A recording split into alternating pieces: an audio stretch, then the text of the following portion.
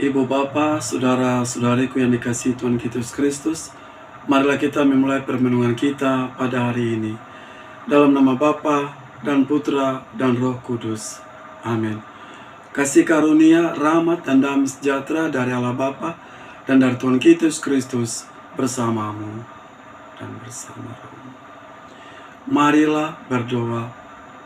Ya Tuhan Bapa Surgawi, bukalah cakrawala alam pikiran dan budi kami, agar kami mengerti sabda Yesus Kristus Putramu dan melaksanakannya dalam sukacita, kegembiraan hidup kami sebagai hamba-hambanya. Demi Yesus Kristus Putramu, Tuhan dan pengantara kami, yang bersatu dan diikat dalam persekutuan Roh Kudus, hidup dan berkuasa Allah sepanjang segala masa. Amin. Tuhan bersamamu dan bersamamu. Inilah Injil suci menurut Yohanes. Dimuliakanlah Tuhan.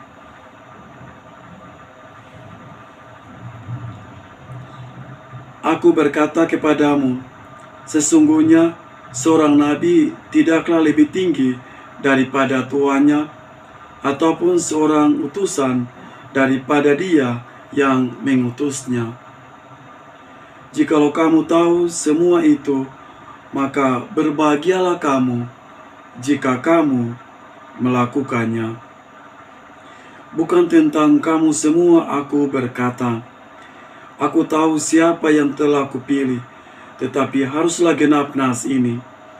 Orang yang makan rotiku telah mengangkat tumitnya terhadap aku. Aku mengatakannya kepadamu sekarang juga, sebelum hal itu terjadi, supaya jika hal itu terjadi, kamu percaya bahwa akulah Dia.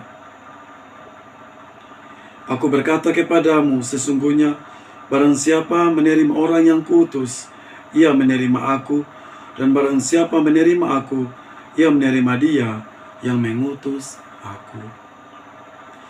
Demikianlah sabda Tuhan. Terpujilah Kristus. Ibu Bapa, saudara-saudariku yang dikasihi Tuhan Yesus Kristus, sabda suci Tuhan yang barusan kita dengar pasti menggugah hati kita,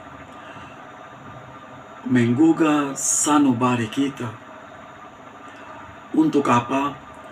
Untuk menginternalisasikan apa artinya menjadi seorang utusan, apa artinya kita menjadi pelayan Tuhan di mana saja kita berada.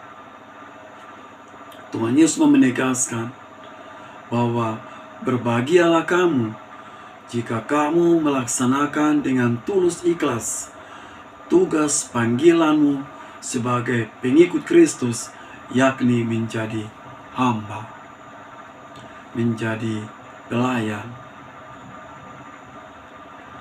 Apakah rasa bahagia kita ini terusik ketika kita tidak dihargai? Apakah rasa bahagia kita ini tidak begitu mendalam karena kita tidak dihormati, tidak disanjung oleh orang lain? Saya merenungkan bahwa di sini letak kedalaman tugas kita sebagai pengikut Kristus yang melayani. Semoga dengan sabda suci Tuhan yang kita dengar dan renungkan hari ini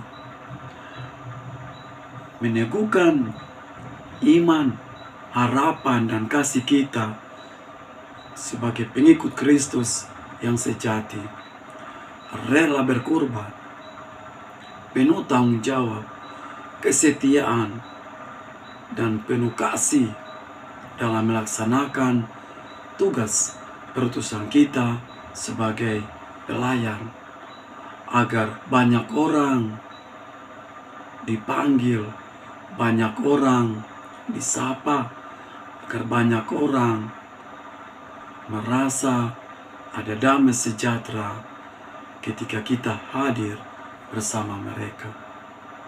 Mereka merasa ada kekuatan, ada semangat, ada kesembuhan karena kehadiran kita sebagai pelayan Kristus Tuhan.